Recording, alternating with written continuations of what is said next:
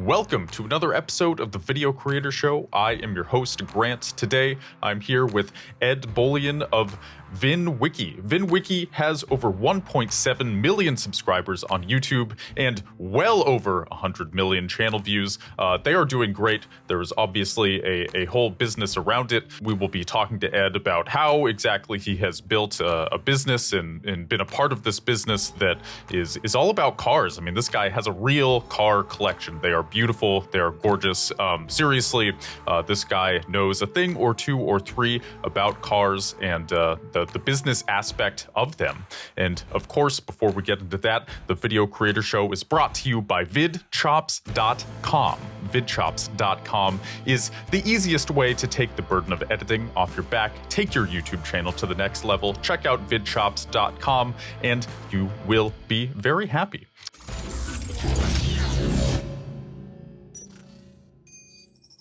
Ed, thank you so much for being here. Well, first of all, how are you doing today? I'm doing great, Grant. Thank you so much for having me. Excited to be here. Much appreciated. And so my first kind of question for you, Vinwiki, so it's a place where people can report on kind of their experiences with vehicles. It's very much almost a social media platform for cars. Is that kind of fair to say? I kind of want your own description of it before I put words in your mouth.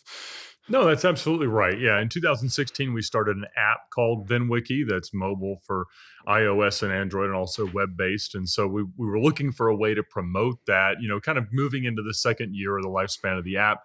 And that's really where the YouTube channel came in. And so we still have the app. It's got about 500,000 users. We got 160 million cars in the database. And, that's a lot of fun. It's not monetized yet.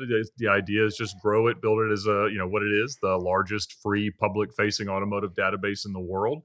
But yeah, the day job is really today building the video content to help promote the app. Mm-hmm. So clearly, you have a love of cars. Like, why else would you create this app? You haven't even monetized it yet, you said. This is a business. It is looking like it will be. It already is. But can you talk about your background with cars? Like, how long have they been a part of your life? I'm kind of guessing since a very early age, but I always like to get into the personal stuff here. Of course, yeah. So I did not grow up in a car-loving household. I wasn't out on the weekends wrenching on cars with my dad. So my obsession really began once I could start to drive them and discover them on my own. And so obviously I developed a lot of social connections around the automobile and became obsessed with it, not just from a driving or an ownership perspective, but really from a career perspective. And so I went off to college at Georgia Tech. And while I was there from my dorm room back in the days of stated income car loans, I got a loan for a Lamborghini when I was 20 years old, and I started an exotic car rental company with that. So I ran that for about 5 years and sold it off and went on to work as the director of sales for Lamborghini Atlanta. We were also McLaren, Aston Martin, Lotus, and Spyker Atlanta for about almost 6 years. And so left there in 2015, just knew that I really didn't want to be a lifer in the dealership side of the car industry, but still certainly love the business at large, everything that the car world represents. And so during the time that I was at the dealership, I set the Cannonball run record, New York to LA in 28 hours, 50 minutes. And, just found different ways to express my love for the automobile. And sometimes it's driving, sometimes it's buying, sometimes it's selling, but it's always having a whole lot of fun. Mm-hmm. And so when you started Vinwiki, can you walk us through the process of doing that? I mean, everybody has an idea for an app. And I mean, you have hundreds of thousands of users. How do you take it from an idea to something that actually works and has lots of users? Because I mean, that's the main bottleneck, right? Everybody's an idea guy, but not everybody can execute. So what does the very initial stages look like of building something like that?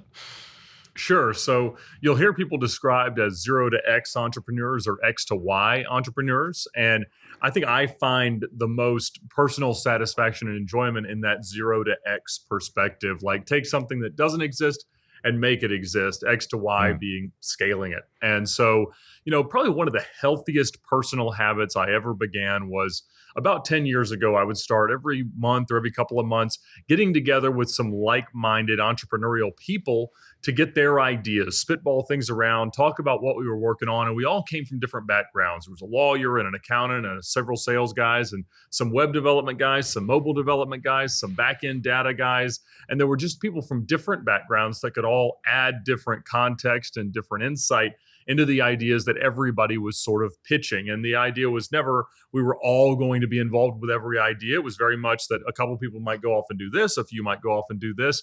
But it really allowed me to refine ideas before the world of, startup incubators and things of that nature. And so the Vinwiki app idea came from some meetings in 2015 and 2016 that were literally based on the ways that I had documented my own cars, how I had documented cars that I'd sold at the dealership, and trying to build a portal for people to build like a repository of all the data that might be attached to car ownership. And so that took shape not because I have the ability as a technologist or a CTO even, but because I had the people in the room that could say, well, I could build the web front end, or I could build the database that we would need to run everything, or I could do the iOS. And so we just had all the skill sets we needed in that room and in those meetings, and we were able to try it. And I think that whenever you can really run lean and bootstrap an idea that way, it gives you the best chance of not requiring everything that an early stage company needs for success. Because the next problem was, how do we get people to use it? And so once we launched the app, you think you're just going to tap a domino and a butterfly is going to flap its wings in Kansas and everybody's going to download it. But in fact, that doesn't happen at all. You learn very early that there is a real cost of user acquisition or customer acquisition for any business. And that was a huge problem, because the only way that I knew that I could get downloads was to go to car shows with t-shirts or stickers and make people download the app in order to get one of those things. And so I was talking about a $2, $3, $5 per user acquisition, and there was no chance that I could possibly afford to replicate those users enough in order to reach a critical mass that would become whatever the app could be. And so a year in, we kind of realized that, certainly faced it head on and said, look, we either have to just shelve this thing and let it sort of grow in the background of our lives, or we have to find a better marketing solution. And that's what led us to YouTube. Mm-hmm. So your strategy for YouTube has worked insanely well. How did you come up with it, and what was your overarching philosophy for it? In every hobby, there are people who have the great stories, the ones that they repeat every time they meet a stranger at a bar, it'll come up every time you're at a family reunion. And I had actually been in 2016 at a reunion of some of the old Cannonballers. So Cannonball was a real event that ran 5 times in the 1970s. And so this was a time where a lot of the remaining guys that hadn't passed away were able to get together and just start swapping stories. And the idea in kind of a speaking panel was that each of them would speak for a couple of minutes. And of course, you ask them about something that their grandkids are very tired of hearing about, and they won't put down the mic for 20 minutes. And so it was absolute chaos from a production perspective, but it was so fascinating to see these incredible stories that they were just dying to get out there that deserved to be immortalized, but there really wasn't a platform. And around that same time, I had been writing the book about my own record, and I had kind of learned through that process that writing a few hundred pages about 3 sweaty guys in a car driving really fast and not having any drama or getting in any trouble for it was really a hard storyline to carry. And so I had found myself supplementing the chapters with my own best car stories. And so I kind of had my 10 or 12 best car moments sort of boiled down into a digestible form. And so the idea of a story-based show that would be easily repeatable, that somebody could show up, sit in my studio here and tell, 10 or 20 of their best car stories, was sort of born. And it fortunately hasn't had to evolve all that much in the last 6 years, because it's continued to work, and there's no shortage of stories. I get no shortage of warm and cold requests to show up and shoot, but that's really where it all came from.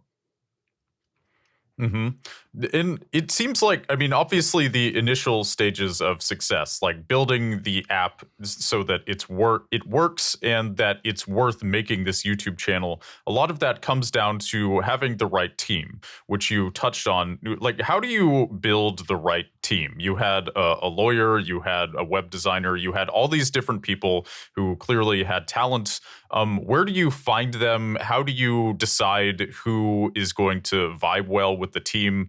Because obviously that chemistry is so crucial. What advice do you have for assembling the correct round table, so to speak? Well, the real answer to that is not assembling the right round table, it's assembling the right cap table. And Mm. as you're looking at distributing equity amongst people who are able to contribute or willing to contribute to a business, you want to build it in such a way where there will always be a leader. There has to be. And I did not intend to be, when we started Vinwiki, I didn't think I'd be its CEO. It just became clear from everybody else that they wanted me to take more of a leadership role, not just in the product vision, but much more significantly in the business organization and the legal tasks and everything that was related to the early days of starting a business. And so, somebody has to do that. And that is going to mean that the equity defaults in their direction. Now, then the next role is you have to create an incentive structure from an equity perspective in order to keep people motivated. And that is not an easy task, and it is not an easy conversation to have, but it's one of those things that has to be a little bit fluid, and you have to be willing to say, this strategy was wrong, or we were exactly right, and you don't vest all the equity that was available, or we need to create a new option pool so that you can vest more. And so over the last 6-7 years, that's really been the hardest part organizationally. As certainly people have other distractions, they've got other day jobs, they've got other things that they need to do. And it's my job in leading the company from a business perspective to make sure that I've got a way to insulate myself from them not doing it, but much more significantly to give them the reward that they'd want in exchange for ongoing labor that may be for free or sweat equity or whatever you want to call it. Mm-hmm. Yeah, that makes a lot of sense. And leadership is really crucial. I think sometimes, at least maybe if you're on the younger side, like early 20s, even like late teens, the idea of like a team where everybody's equal can seem ideal almost. There's like I don't know, a sort of camaraderie there. And I kind of ran my own YouTube channel based on that philosophy. But when you don't have somebody who, the equity defaults to them or they are the leader, however you want to put it, then it can be there are a lot of disagreements, and it's harder to have, I think, a grand vision and carry that out with decisiveness without a leader. So, and this applies to YouTube. This applies to building companies. All of this is really, really crucial to know. I kind of learned this the hard way. Obviously, I'm glad you did that correctly. So I'm kind of wondering, with your YouTube channel and how successful it's been, like how many of your users do you think came from YouTube specifically?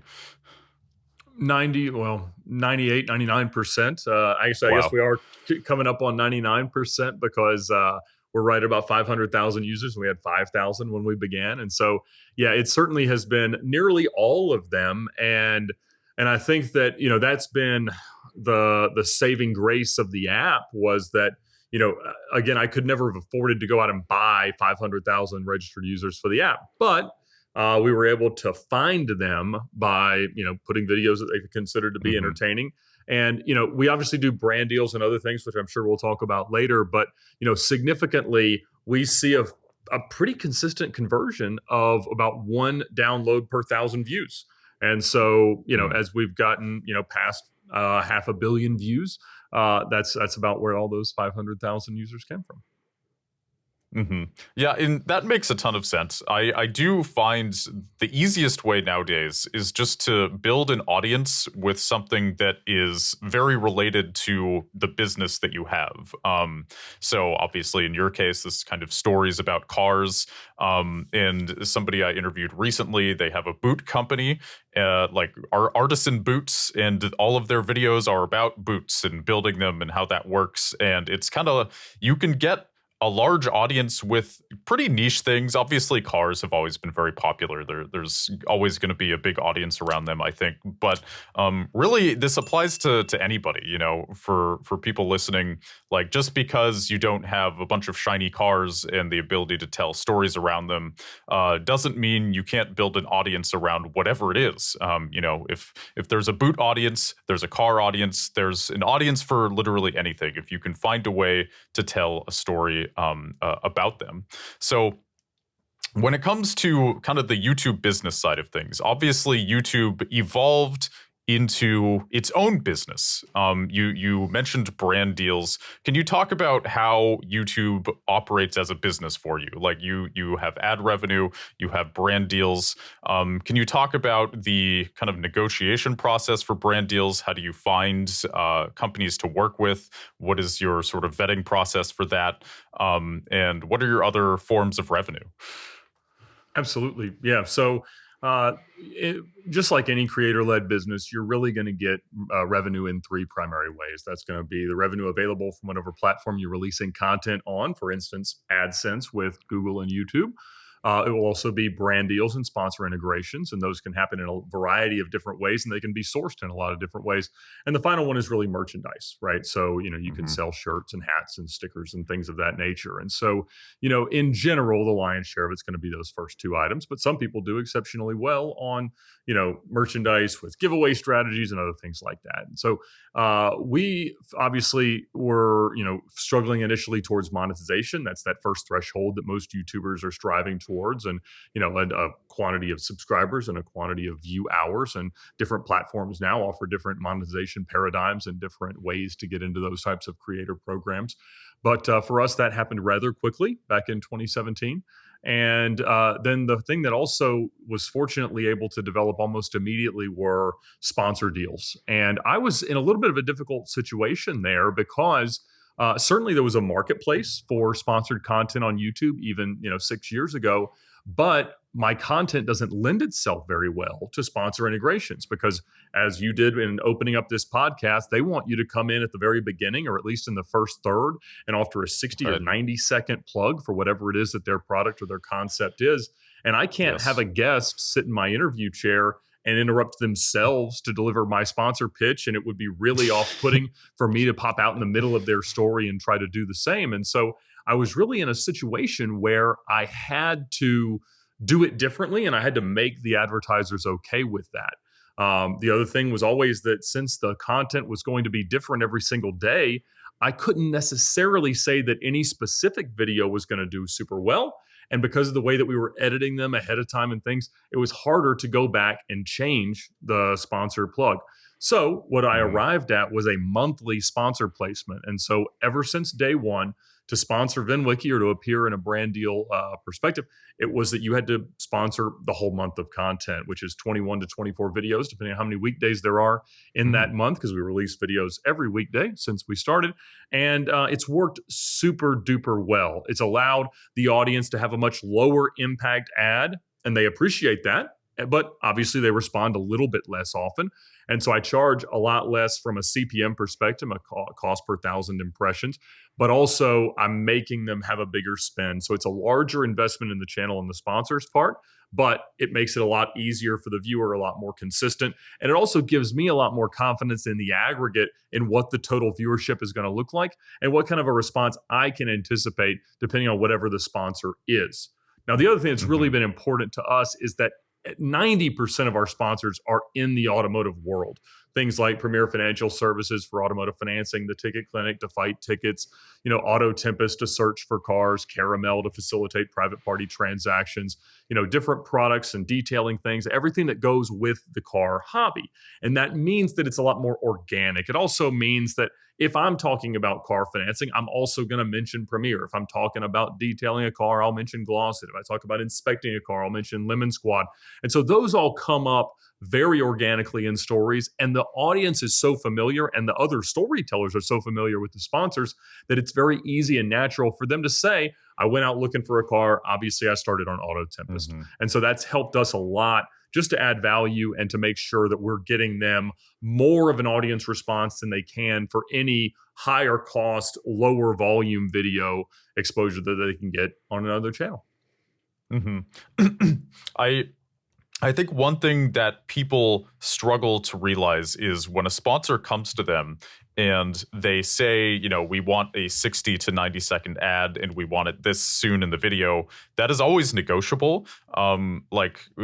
Obviously that's what you did, but it can be, especially in the early stages of a channel, so appealing to just want to take the money and just say, screw it, we'll put the ad in, make some money.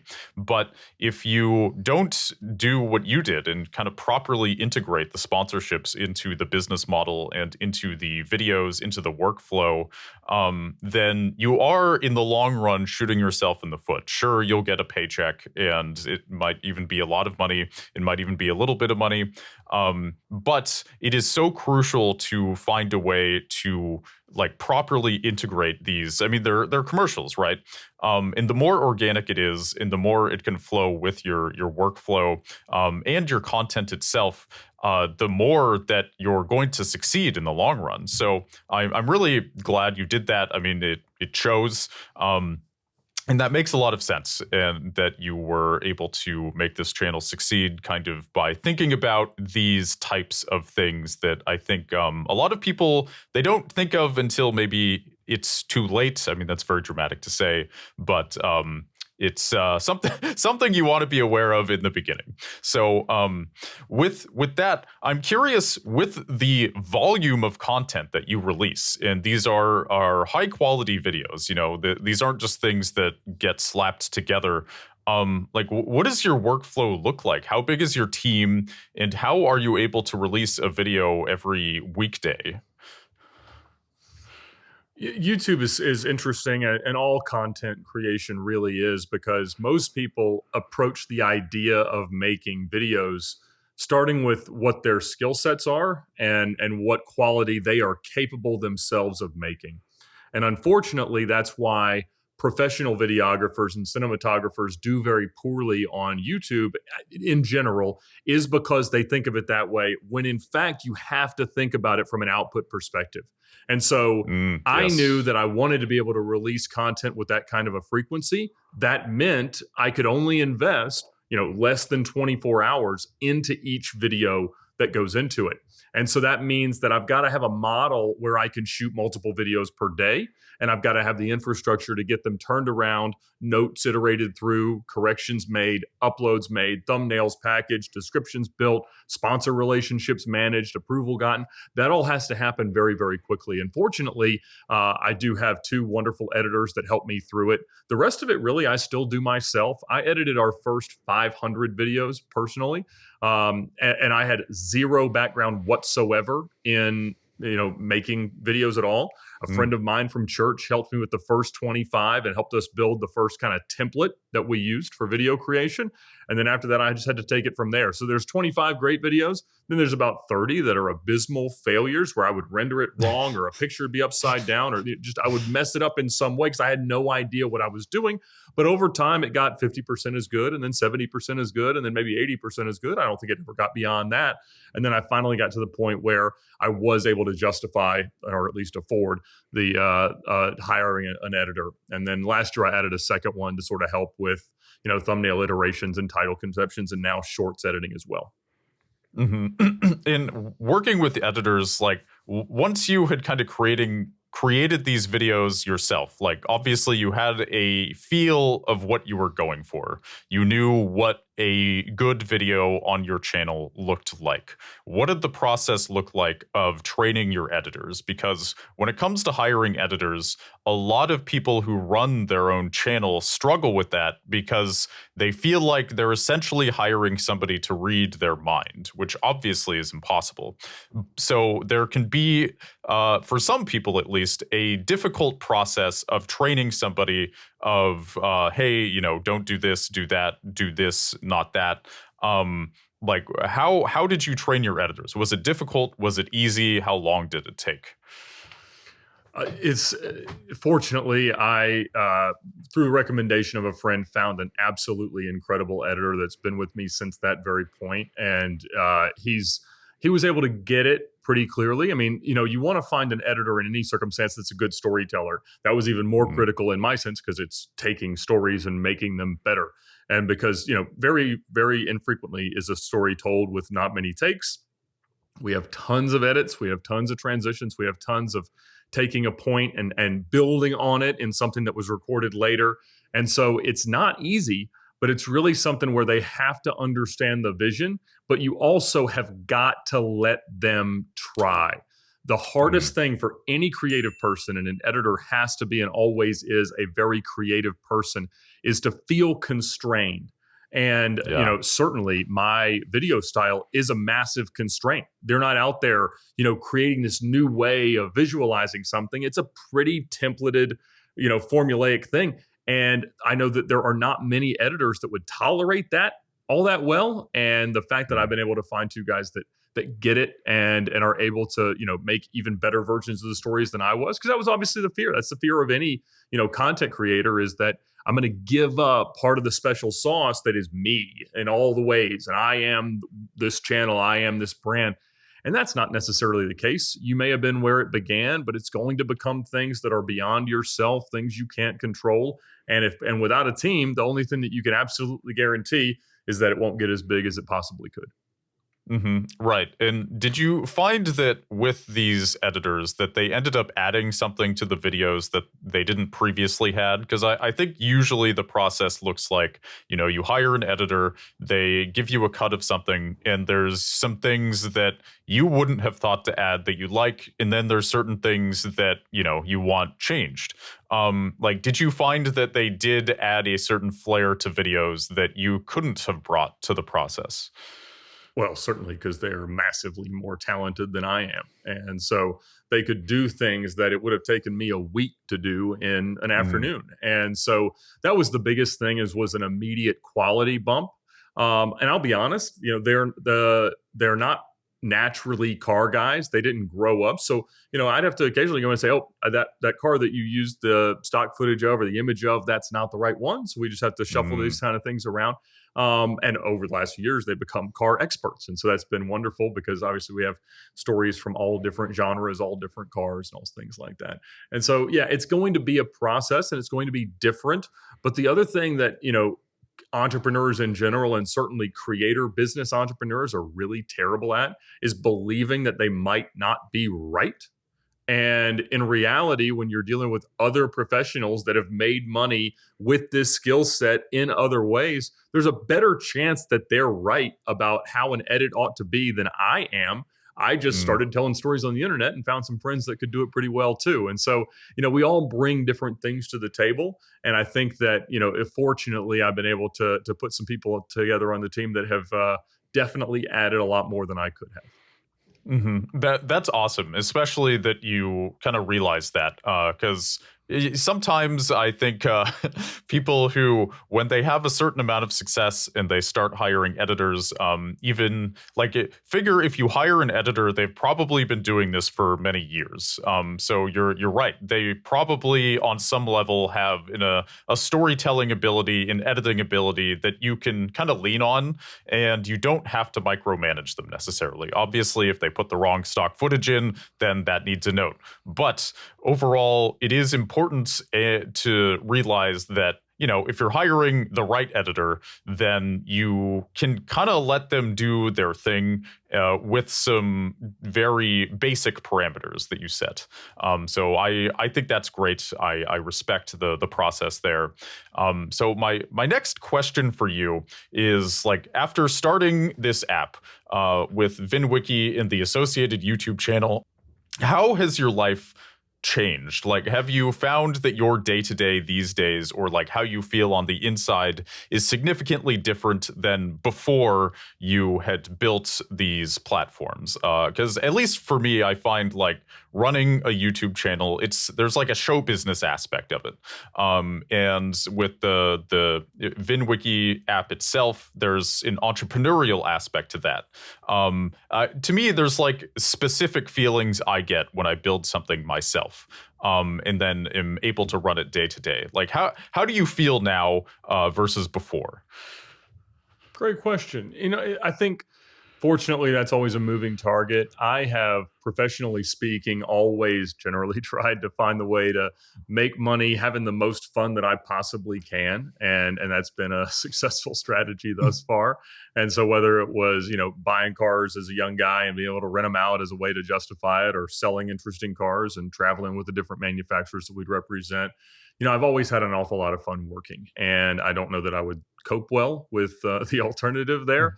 And Sure. so, when this became this became an idea long before it became a job. And that will be the case for any type of content creator business. There is no turn a key and make money the next day. And even if you happen to make money the next day, it won't be consistent for an awfully long time. And so I Yes. think that there was a piece that I found when I made the same amount of money the next month as I did the month before. Certainly that paled in comparison to the first, day I made $100. And I was like, that's how much my, first grade teacher wife makes. So we're at, parity here. So it's one of these things that it's a process, right, of learning how you feel about it. And I had the great pleasure through the car business and being in the car hobby to have met a lot of automotive content creators that preceded me in this business. And so I was able to speak to them, learn from them, relate to them, hopefully help them at times as we would look at different ways to support each other. But I remember that, Doug DeMuro, who's probably the biggest automotive YouTuber, I've known him since college. And I remember while he was still writing news articles for Jalopnik, that it was very important to him, even though he was only making 100 or 150 bucks an article, to maintain that so that he could feel confident in telling the world that he was a journalist rather than a YouTuber. And, 5-6 years ago, you didn't show up somewhere and say that you were a YouTuber and anybody respect a word about that. And Yeah. so I remember, talking to him in the early days of, as monetization would happen, as you start to see higher CPMs, and you'd be able to monitor the analytics and have some type of predictability. And so, I think when I think about who I am now, it's only in the last few years that I was comfortable saying, oh, I make money on YouTube. And, as I have young children, I've got a 2-year-old and an 8-year-old, how do I explain to them as young teens that there are, evils and villainy of the whole internet, but that's where most of the things in their lives come from. And so that's a balance that I don't yet know how I will do. I'm trying to be mindful of it in the way that, my life works today. But, I've always tried to view it as an absolute privilege to be able to do the things that I do, have the fun that I have, go on the adventures that I get to go on.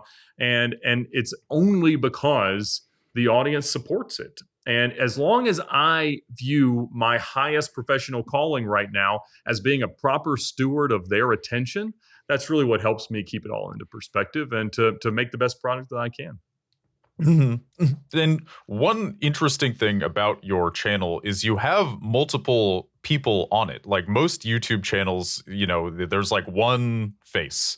But you have built a successful channel around multiple faces, or storytellers, as you call them. Like, what advice do you have for doing that? Because that can be really tricky. I think part of the answer, I'm guessing, is going to come from, you know, all of this is built around stories about cars. So in that sense, the audience always knows what to expect. I think if you have too many differing videos with different personalities, then the audience, you kind of end up fracturing them, right? But somehow you've found a way to build a cohesive brand around lots of different several different storytellers. So what advice do you have for doing that? Collaboration will always be the key to growth. It's the only surefire way to make anything that you do grow faster than you can do it yourself. And I never thought of myself, I still don't think of myself as being interesting enough that someone needs to hear about what I've done several times a week. And so these guys that have to go out and create content about who they are and what they do and just focused on them holding a camera out in their face, I cannot fathom that. And so I knew from day one that this wasn't about me being famous. It wasn't about me being well known. It was about really creating a platform to take stories that no one would ever hear and putting them in front of as many people as we possibly could. And that's been one of the biggest pleasures of the content, was that so many of these amazing stories that you literally would have had to meet this guy in person and then spend hours with him until he got to that specific story, you now get to hear, you know, on demand. And so for me, that was a really, really big part of it, is that, you know, I wanted to make that. Now, that may not be a recipe that applies in all genres. It may not be a recipe that applies for all creators. And there certainly are a lot of people that want to go out and make content. And the only way they can justify the work is to sort of receive the fame benefit or the notoriety for themselves. And there's nothing wrong with that. And this is a path to that. They just have to understand that they're always going to be at their best when they're playing off of another person that knows what they're doing. Like you're obviously having guests on your podcast that can speak to the questions that you want your audience to find the answers to. And so it doesn't mean that it's not about you, Grant. It doesn't mean it's not about any content creator. It's about, you know, making sure that you're giving your audience the product that they're there to look for.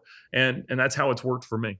That's a great answer. Like, it's so important to have that, like, understanding of why your audience is watching. And do you feel like the reason you're able to consistently deliver on that is because you have an emotional connection with your audience? Because I think it's like, you can write a couple sentences about why do people come to this channel, but ultimately it's a matter of taste, right? You know, when you have a video that gets edited and you watch it, there's a part of you that just kind of knows, okay, this is right for the channel. But sometimes, I'm sure, and I mean, correct me if I'm wrong, but has a video ever come to you and you watch it and you decide, actually, I don't think this is worth posting? And maybe on paper, it checks the boxes of what this channel is about, but there's, I guess, just a taste that you have that makes you decide whether it's right for the channel or not. Has that ever happened where a video came to you and you rejected it for a more intuitive reason than a logical one?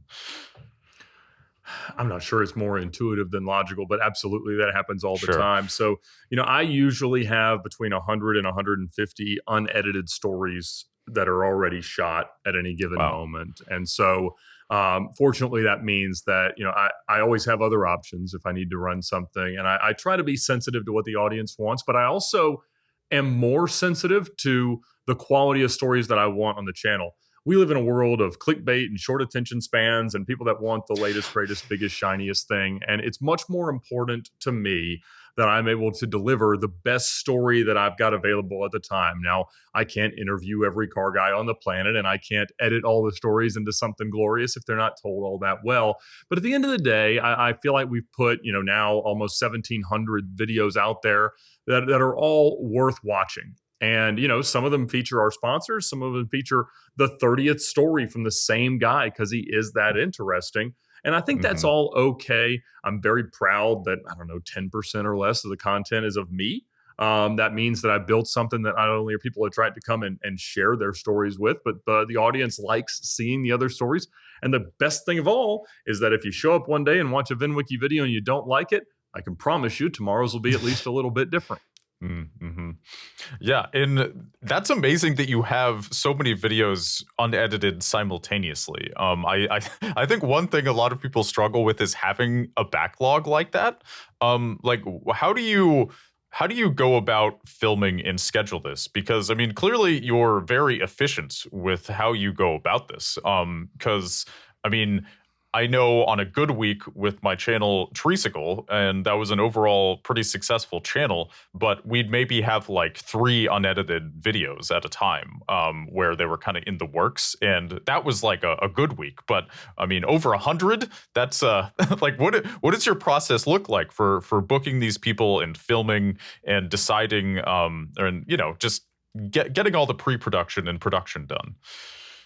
So generally, I shoot 3 or 4 times a week, meaning that I have a guest that comes to my house. In fact, we're in a studio above my garage at the moment, and we'll shoot a handful of videos, and it might be 1 or it might be 10 or 15. And usually if it's much more than 8 or 9, it'll be over a couple of days, but they'll have set up some time to come out here and they have thought a little bit through. I try to tell them, don't script anything. And then it's very conversational. I sit in a corner in the room behind the camera and they just sort of tell me the story. I'll say, tell me like you tell somebody at a party or at a bar. And as long as they, have some idea of where the story is going to start, where it's going to get real crazy and where it's going to end and what somebody might learn from it, it tends to go quite well. And I've had people come and shoot 25 videos in the course of, a couple of days. They're not all the greatest thing you've ever heard, but they're worth something there. And so that's what allows me to build up content. Like if I look at my list, I think I shot probably, 10 videos this week and I released 5. So, that's what allows me to kind of build up a backlog. But, very infrequently will I get below 30 or something like that. And that's usually if I've been on the road doing some traveling or some other projects and things like that. Mm-hmm. That makes a ton of sense. And I mean, I guess I feel like I should have realized that sooner, because all of your videos are based off of there's a, I think, primal interest in good storytelling, and all of your videos are kind of based around that. Whereas kind of the content that I built a YouTube channel around was very scripted. Everything was pre-written. There was a lot of research, and but if you're able to build a channel off of speaking to people and kind of having them talk from the heart and off the cuff, this is something I've been trying to kind of get better at, is creating videos that way, kind of more off the cuff, because it's easier to make them faster. One could argue it's better. At least I find it's easier to kind of like get a more authentic presentation from it, where if you're trying to like say a script, obviously, acting is a skill, but if you're able to kind of make these videos based on just somebody telling a story, talking from the heart, not thinking too much about it beforehand, there's a flow in that is really powerful and efficient too. So, I mean, was that like, did you think of it that way, or is this just kind of something that happened organically? The idea was always that a Vinwiki car story was going to be kind of a blown up version of a post or a few posts that could belong on the timeline of a car in the Vinwiki app. And so, the hope had always been that there would be people that had multiple great stories that they might want to tell and that we could find a way to capture it. So I literally just ordered a bunch of pizza and beer and invited some friends over to my warehouse, and we shot the first 25 of them in a day. Beautiful. And so that kind of became the production template, and it's grown a little bit. The set's moved a few times, but it's all kind of stayed in the same appearance. Mm-hmm. And so I've been holding this question in the back of my mind for this whole interview here. When somebody looks at Vinwiki and hears over 500,000 users, they look at the YouTube channel, 1.7 million subscribers in not that much time, a few years. They probably think, wow, this guy knows what he's doing. This team knows what they're doing. Smooth sailing, incredible. But I'm guessing there's been some bumps in the road. Can you, like, what was the biggest hurdle? A moment where you were like, shit. And then how did you deal with it? Well, in reality, that happens more often than anybody probably would have expected, simply because every video has the consideration of another person in it. And they are usually fairly new to content creation. These are not professional YouTubers that are showing up to be on the internet, and they're about to get a lot more exposure than they're probably expecting. And that's a wonderful thing about the platform, that they don't have to reach a critical mass for their story to reach the audience that they want it to. So that's a really, really fun thing. But it also means that, again, we have a stakeholder in every video that I can't speak for. I can't speak to their motivations and what else is going to happen in their lives. And so, you know, we've taken down videos at the behest of various police organizations, Hell's Angels, Top Gear, the Grand Tour, the Venezuelan government, all sorts of different things, you know, that happen. And you're like, oh, wow, this is really a thing that I never thought I'd have to consider. But it absolutely happens more often than you might expect. So is that like somebody tells a story that involves the Hells Angels or the Venezuelan government, and it perhaps makes one of these organizations look less than favorable, and then they contact you? Is that, and just imagine Hells Angels not looking like real angels? I mean, who would have thought? But mind blowing. That's it. They so that's exactly it. Is that somebody who has some relation to this, whatever they say, tell a story, and it may be all about that, or it may just mention it in a very little bit, and somebody gets mad, and we have to take it down. But you know, it's okay, and it goes with the territory. And again, the fortunate thing is that I'm not releasing one video a month or one video a week, and so if one only lives there for a few hours and then it becomes private again, there's nothing inherently wrong with that. It's just a matter of, you know, we make the best content that we can, and we never miss an upload. We just sometimes don't leave them there for the whole time. Fair enough. And is that something you're aware of when you're doing these interviews with people, or do you kind of just like ask whatever, and then if it seems like you might get in trouble for this, you just don't use it?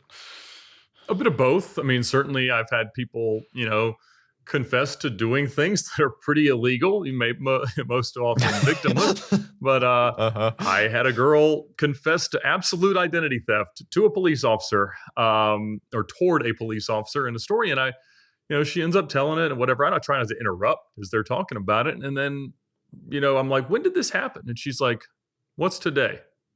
A week ago. And I'm, oh, okay. We might not quite be past the statute of limitations on that one. Are you sure that you want me to run it? And she's, oh, absolutely. It'll be fine.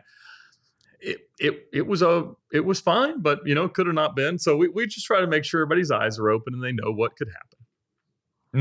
That is fair. So, like, do you have a waiver that people sign? Because I've actually thought of doing interviews and kind of, I feel like they can add another dimension to things. So you nodded your head. You do have a waiver. We do, yes.